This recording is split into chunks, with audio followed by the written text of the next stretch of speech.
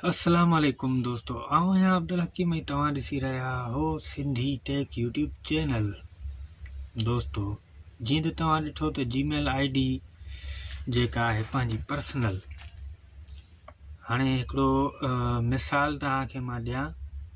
मिसाल ईअं आहे त हाणे पाण वटि मोबाइल आहे, ठीकु आहे, मोबाइल हलायूं था, जीमेल ID ठहियलु आहे। हिकु त आम आहिनि जिन्हनि खे यूट्यूब चैनल न आहिनि, उन्हनि जे लाइ थिए वीडियो न आहे, ठीकु आहे। बाक़ी हाणे ॾिसो यूट्यूब चैनल ठहियलु आहे, कमु कंदा आहियूं, अॻिते हली करे कुझु टाइम अॻिते हली करे असां इहो मोबाइल खपायूं था, ठीकु आहे।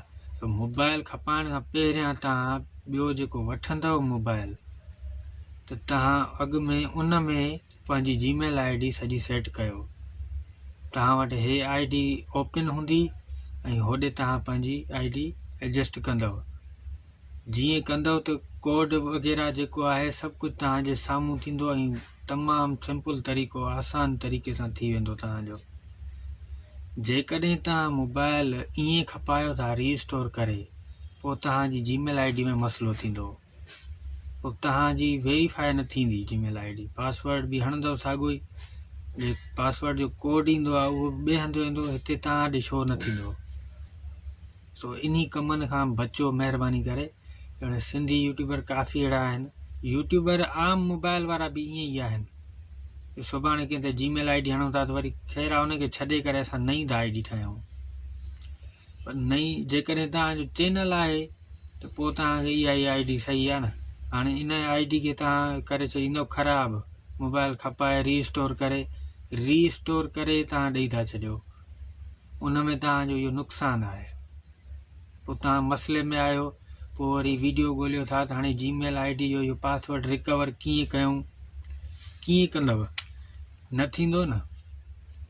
पोइ यूट्यूब ते ॾिसंदव फलाणा वीडियो, उहे वरी ॾसींदा कूड़ियूं सचियूं ॻाल्हियूं, बाबा हे एप्लीकेशन में वञो, हिन में वञो, हे नंबर हणोसि, हीअ एप्लीकेशन डाउनलोड कयो, हिन में लिखोसि, हिते तव्हांजो कोड ईंदो। ऐं चैनल हैक बि इन करे ई थींदा आहिनि, इन करे ई, छो जो उते पंहिंजो नंबर ॾींदासीं, जीमेल ID लिखंदासीं ॿी कंहिं एप्लीकेशन में, कंहिं ब्राउज़र में, अहिड़े में, त पोइ उन जे करे ई त पंहिंजा चैनल हैक थींदा आहिनि न। काफ़ी अॼुकल्ह मां ॾिसां थो यूट्यूब ते माण्हुनि जा लखें सब्सक्राइबर ऐं हेॾा पैसा कमाइण वारा चैनल, उहे हैक था थियनि। उहे हैक थियण जो इहो ई फंक्शन आहे। पोइ जेतिरो थी सघे न तव्हांखे इहो कमु न करणु घुरिजे। अॻु में तव्हां मोबाइल वठो, ॿी जेका वठणु चाहियो था उहो वठी करे, उन खां पोइ तव्हां इहा जीमेल ID उन ते सेट करे, हर शइ ओके करे, व्हाट्सअप, जीमेल ID, ॿियो कुझु बि आहे, इंस्टाग्राम आहे या ॿियो कुझु बि हलाईंदा हो, उहे हर शइ हुन मोबाइल नए में सेट करे पोइ तव्हां रीस्टोर करे अॻिते ॾेई छॾियो मोबाइल। पोइ को टेंशन न आहे तव्हांखे, हर शइ ओके आहे, सिंपल तरीक़ा आहिनि। थोरो माण्हू दिमाग़ में कमु वठे, ज़रूरी आहे, ठीकु आहे दोस्तों। जेकॾहिं अव्हांखे वीडियो पसंदि आयो आहे, जेकॾहिं वीडियो में थोरो बि मज़ो आयो आहे, तव्हां वीडियो खे लाइक ज़रूरु कंदा, ठीकु आहे दोस्तों। अॻिते इंशाल्लाह वरी नई वीडियो ॾे हलंदासीं।